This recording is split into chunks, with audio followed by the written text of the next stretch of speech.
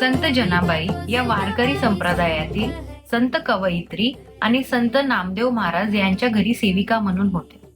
अगदी लहान वयातच त्या पंढरपूरला आल्या आणि संत नामदेव रायांच्या घरी सेविका म्हणून राहू लागल्या. घरकाम करत असताना सुद्धा त्या विठ्ठल नामातच दंग असायच्या.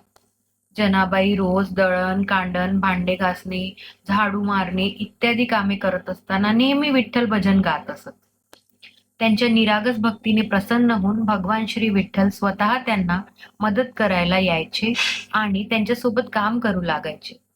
एकदा जनाबाई दळण दळत होत्या आणि काम खूप असल्यामुळे त्या अत्यंत थकलेल्या होत्या.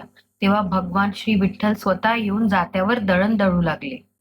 जनाबाई नेहमीच म्हणायच्या, दळिता कांडिता तुझं गाईन मी अनंता. जनाबाईंनी अनेक सुंदर अभंग रचले. त्यांच्या अभंगांमध्ये प्रेम, भक्ती आणि विठ्ठलाशी जिव्हाळा हा नेहमी दिसून यायचा. त्यांना विठ्ठल हा देव नसून घरातील सखा वाटत असे.